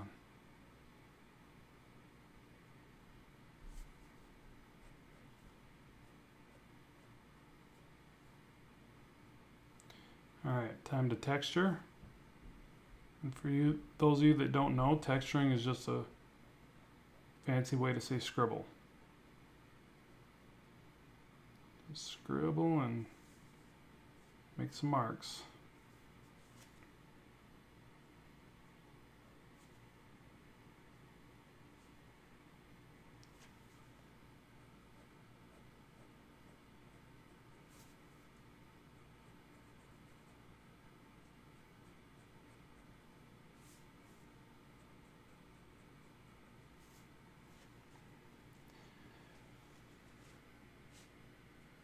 Oh man, I hope I was on camera there. You guys will tell me if I'm off camera, right?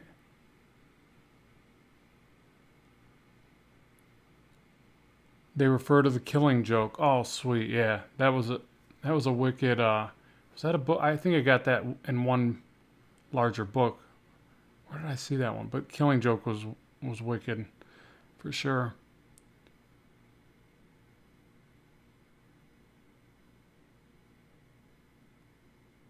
Yeah. So what's your arsenal of pens? I already went through them, but it's a lot of microns, zebra or um, Bioki, but I'm pretty sure this is a zebra pen. It just when you order it anyways on Amazon. And then Fuden Osuki, and I'm probably slaughtering that, but that's a Tombow pen. But for me, it's more about the fine points. And so if I'm struggling with any of those, I will go to like, one of the thinner. This is a .005 micron. But it depends on what I'm illustrating too. So if I'm doing, if I'm inking smaller faces, then obviously I got to stick with this and finer. I don't know how people do it when they're inking like tiny little faces and they use, bigger pen or even a brush pen. I guess it just boils down to lots of practice. I mean, the brush pen can get you a nice fine tip, but man, it's real easy to go astray with this thing. Well, that's where I just have to keep practicing. Yeah, you can control it quite a bit though. It is nice. But now this one is the one I feel like I would smudge. If I wasn't being too careful, I'd forget about it and pull my hand through the ink more than I would the other pens for some reason. I think it's because you are moving a little faster, so then you might be more likely to smudge. Or as you're finishing the work, obviously, because you run out of areas to work with then. Alright, let's get this shadow on over here.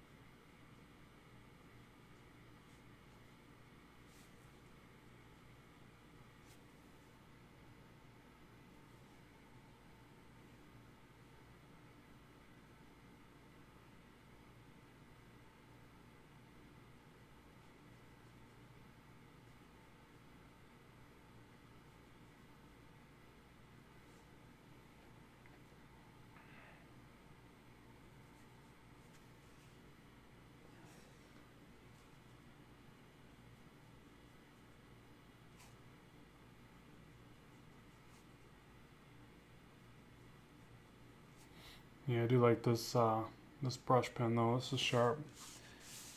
I think it's just a matter of time. I really got to force myself to do more traditional inking because it is making me remember when I was doing my those books for Aerial and Assault back in the day. I loved the inking process. I got pretty comfortable with drawing less and less and inking more and more. It's just it's part of the process of your own inker, and I was back then, so it just started to make sense. But there are parts of it where you see things that you do better by just inking, and then the opposite as well, obviously. I think for me, like it seems like penciling is all about control and developing the ideas. Like that's the sketching process is so much about allowing the sketch for me to be really loose so that I can figure out ideas. I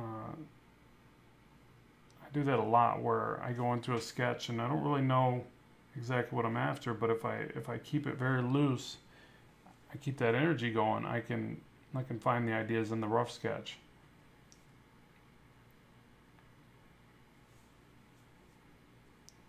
Alright, I feel like this just has to be a bigger shadow.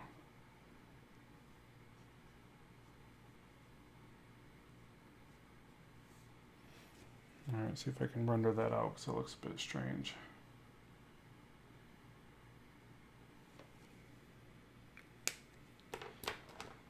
And for this one, I will use the zebra pen.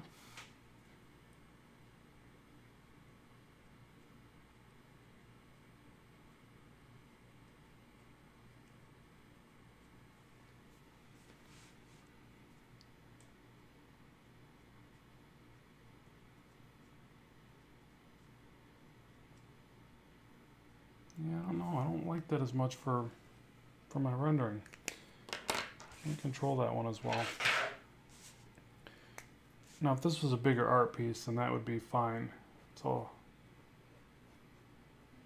coincides with how big the rendering needs to be for whatever you're rendering.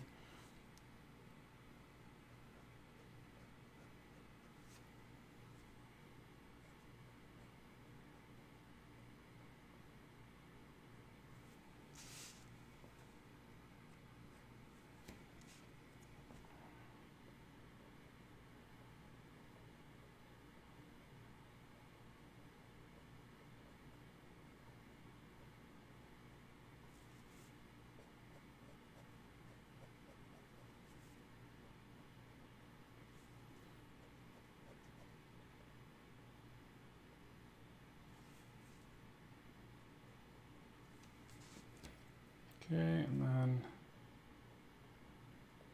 I think I can get away with a little bit of white out in there and bring out some of the shapes going the other way.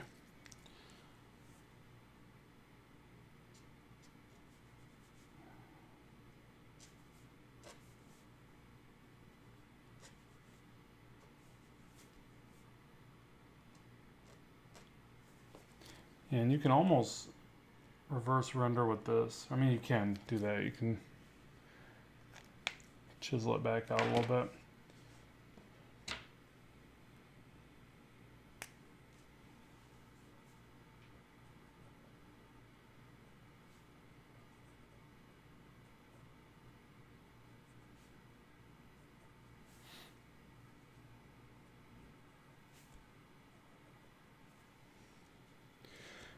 Okay, let's see. Not reading any of the comments here. Yeah, Scott says I've been using the Beoki brush pens for a while now. Really liking them at the moment. Yeah, they're great brushes. Brush pens. I feel like all of it. You got to have a nice range of these pens, and then, yeah, you're gonna find things that certain effects that you just do really well with each of them, and yeah, the more tools, the better.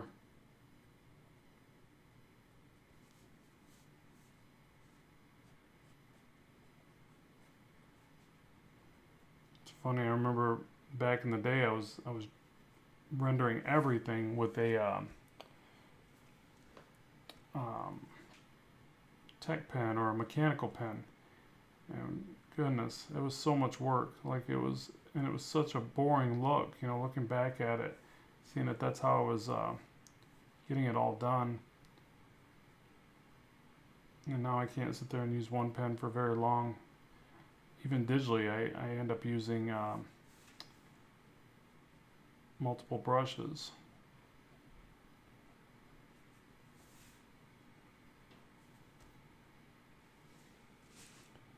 Goodness, I wasn't on the page again, was I? On the screen. Sorry about that, folks.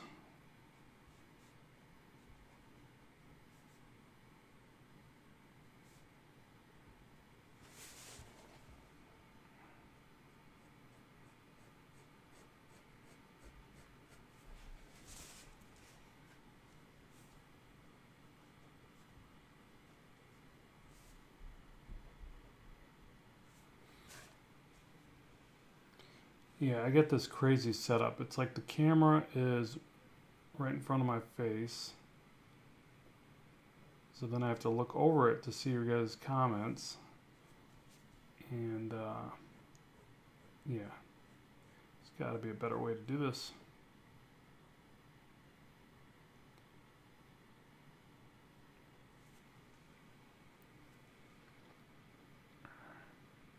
Yeah, see, and I don't like this big, like, lump of that black shape right there. So I'm going to try to render that back this way. Soften that up a little bit.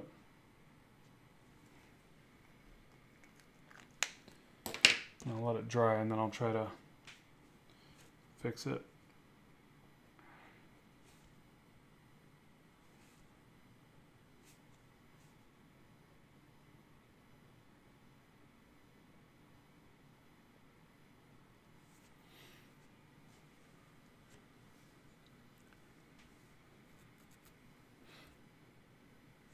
All right, let me check something real quick.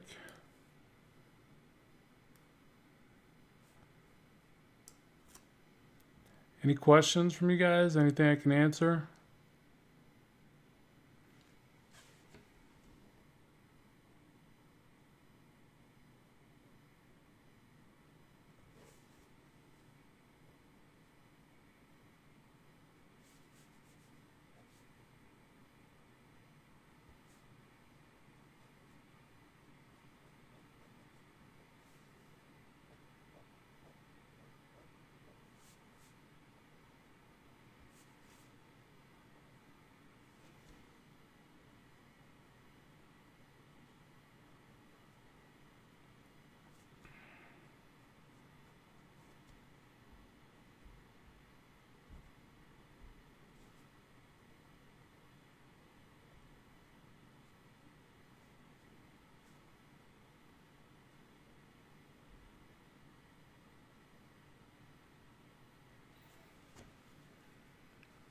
Hello.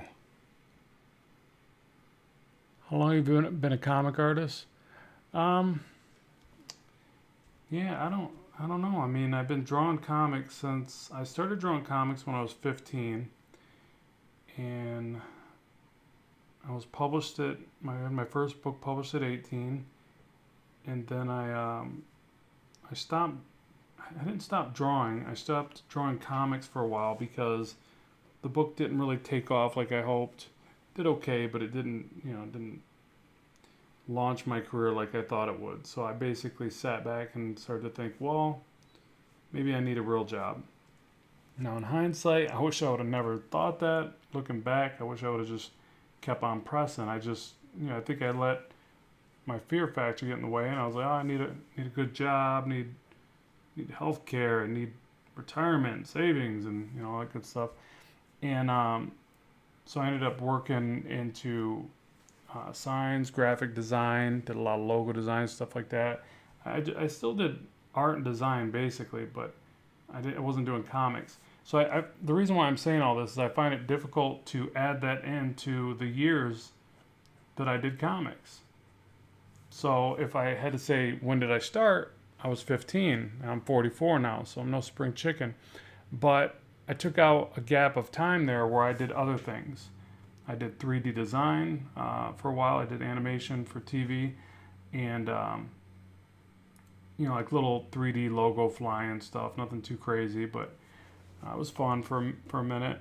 And I always sketched and drew on the side. I did caricatures for parties. I did that quite a bit in my 20s, and then I finally started feeling like, I got to come back. I got to go back to being a comic artist, and I shut down my business that I had running for like 15 years, which was a sign shop, and then I got back into drawing, and I put drawing in the front seat of what I'm doing, and I haven't looked back since. And I've been back on this. Well, I've been drawing since you guys know, with probably the YouTube channel. Like, as long as that's been going, I've been just creating videos and showing the drawing process. But then I think I shut down my business about 5 years ago now, and been doing this full time, and it's been awesome. But I've been fortunate, been very lucky that I have a lot of support on the channel and from my teaching content that I was able to do that. It was definitely a bit of a risk. I jumped ship and I started doing storyboards, but then I realized that I didn't like doing them no more. It was a lot of demanding situations and all-nighters, and yeah, I was like, wait a second, if I'm going to be pulling all-nighters, it's going to be because I'm working on a comic, not that I'm drawing some storyboard for a boardroom of people to, look over whether or not they want this to be the next Doritos commercial. I don't know. It just wasn't my cup of tea. I thought it was at first. I was happy to just be drawing and creating, something. And then I realized that, yeah, it wasn't for me. Yeah, and extremely demanding. It was a lot of work.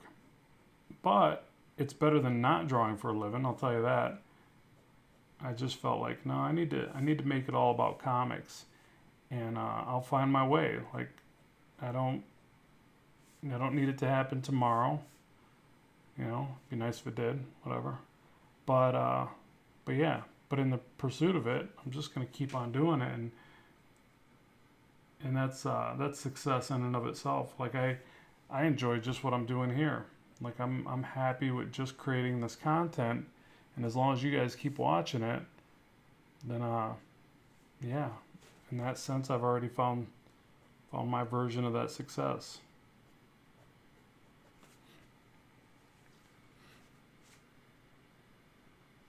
So yeah, if I had to add it all up, I'd say I've been drawing comics over 25 years.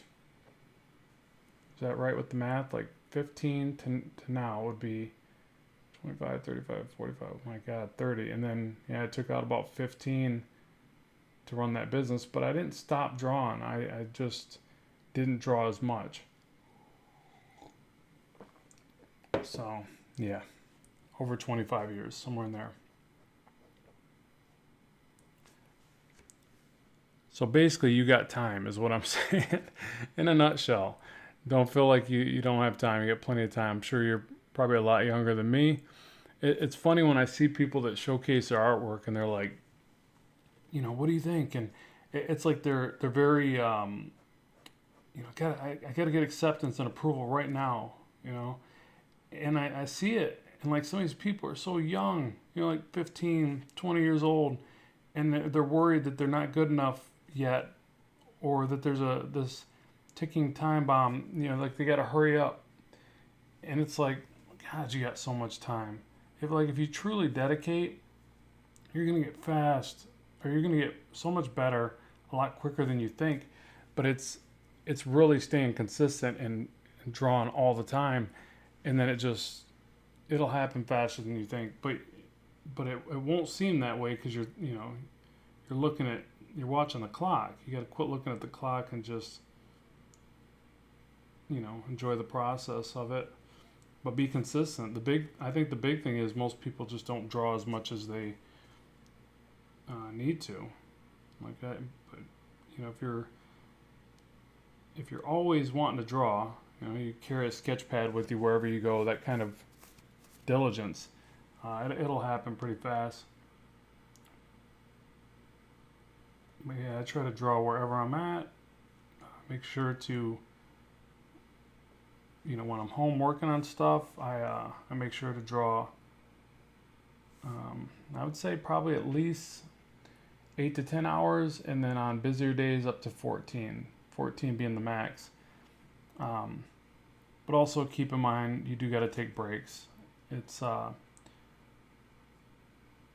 all, can't all be drawn. It's got to be, you got to reset the batteries. You got to go live some life, because that it feeds your imagination, I think. All right, let's render a little bit with this.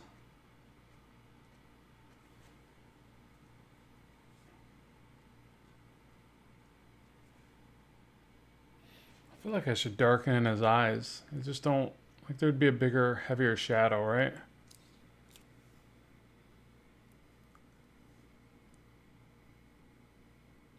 Let me read a couple of these. I'm only a little bit younger than you, and I'm a graphic designer, 3D designer, 3D animation as well, and now starting a YouTube channel drawing as well. I guess we were similar. Yes, we are. Yeah, I mean, I think that's, the reason I did all those things, kind of like you're doing, is that because we are artists, we are creative individuals. So even if we do go to get a job, work for somebody else, whatever, we're going to try to find those creative jobs, right? And that's a big thing. Like I feel like all those years that I did those other things, I was still working in creative professions, and I think that was integral. I don't think I would have been happy doing anything else. Um, but the more I progress, the more I realize I'm like, no, it's got to be comic art, and there's got to be a way to do it. Even if Marvel and DC doesn't give me a job, is there a way to do it? And the doors kind of opened up. I think that I was very fortunate in that way, but I think that we all are very fortunate in today's markets where the free enterprise has really opened up for creative professionals. I've talked about this before, and I truly believe it. Like, it's never been a better time to be an artist. You can make your own path. Like, what's that saying? I love this saying. I think it was I don't want to slaughter it. Hold on. Do not go where there is a path. Instead, go where there is no path and leave a trail. Who said that? Why don't you guys answer that for me? Anyways, it's a great saying. It's so true. Like, you gotta pave the way. You gotta make the way. And then someone's gonna notice anyways, right? You're eventually gonna get those opportunities. Doors will open because you were like, no. I'm not waiting for someone to give me this opportunity. I'm gonna make it happen. And then, through that, you will find that success. But I think a big part of that is when you're a creative person, that you do try to find those creative jobs. They're out there. But also be aware of your time. I think the mistake I made was I started doing that stuff too much. I got too into that because I'm, kind of like all or nothing. Like, when I get into something, I'm all about it. And so then it started consuming my time, and I wasn't carving out enough time for my comic art. And then I had to go back the other way full steam. And I was like, no, now I'm going to stop. I'm going to quit my business, and I'm going to just do comic art. And, luckily it worked out. But that was kind of scary for, for everybody involved. My family, I was like, freaking out. Like, you sure this is the right call, Rob? You sure you get this? You can do this? Like, yeah, everything will be fine. If you work hard, you'll figure it out. It's not like I ever stopped. I didn't stop working. I just changed gears a bit.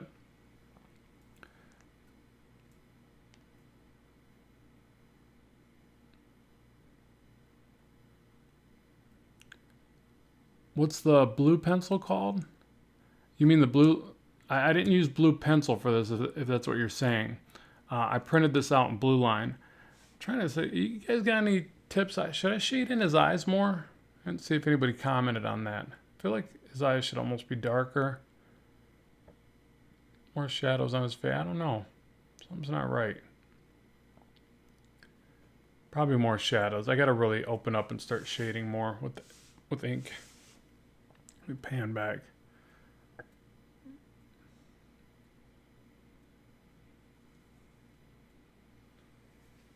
And tighten up on there. Clear it up. His eyes look cool as they are. Alright, I'll leave him alone. I guess. Look better with color. More shadow on his bottom eyelid. That's what I was thinking. It's almost like, or you know what? I'll render it. How about that? Just do one of these deals. Tiny little lines.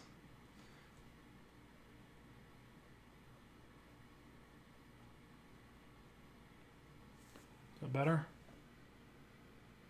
I just feel like when you shade the eyes more, they look more ominous, more villainous. Like, and probably the plain change on the bottom of the nose.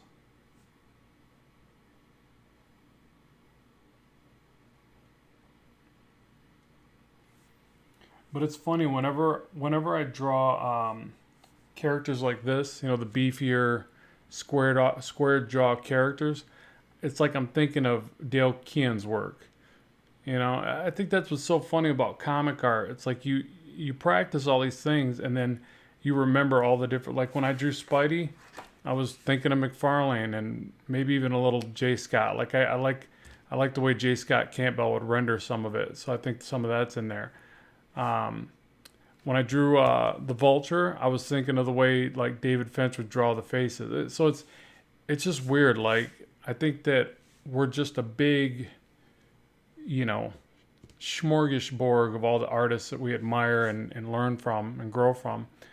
Um, or they just continue to inspire us even when we're not looking at their work. But and even like this, as I was texturing this, I was thinking like I always loved how McFarlane would just render all kinds of rendering. You know, it was just like if you wanted lines right here, you just throw them in there. Wouldn't, you know, you just kind of see lines everywhere. I mean, it definitely made sense, but he did a lot of texturing that was just kind of all over the place and made it work. I kind of miss when he would ink traditionally, to tell you the truth. Like, I still like his work. He shares stuff on Facebook and all that. Fantastic art. If you haven't checked him out, definitely check him out.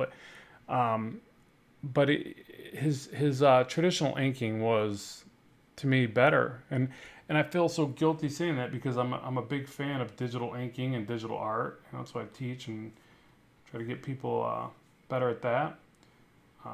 But I do think that about his work. I think that his traditional stuff was to a higher degree.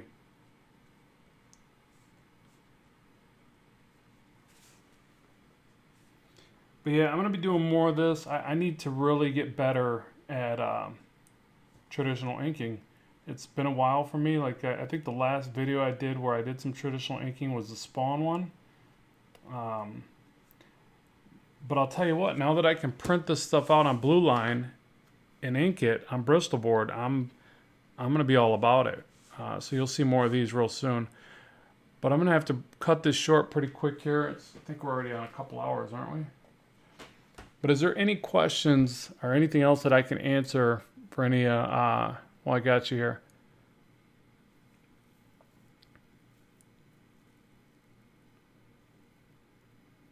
Yeah, Ricky says McFarlane is an amazing inker. I think he's a better inker than he is a penciler. I don't think you're far off there. I mean, it shows in the way that he's inked tons of people that he definitely enjoys it. I mean, he's inked, God, so many artists. You know, he's inked a bunch of Greg Capullo's work, and I think that in a lot of ways his inking was probably teaching Capullo. Because I remember when Capullo's work wasn't the greatest. I mean, I know that's going to probably tick some people off. Capullo is amazing, but what I'm saying is like back in the day, you know, I'm old enough to remember when he first came in, it wasn't as impressive, but then he worked with McFarlane and McFarlane inked over him. And then I think it really leveled up his skills, which you think it'd be the reverse, right? Like you'd ink over his work and learn, but I don't know. I don't know how that went because you never know how they work together. But at the same time, he got a lot better. Like now I look at Capullo's work and I'm in amazement. He came a long ways, which is great though. I think that's where everybody needs to pay attention and go, you know what? We can all get better. We can all fix the holes in our game and become amazing at this stuff. It's just not an overnight process. And a lot of people look at the drawings they're doing today and say, oh yeah, I'm just not good enough. Well, a lot of people weren't good enough. Some people achieved some amazing things to get where they're at. And you just got to be okay with that. You just got to allow yourself some time to develop.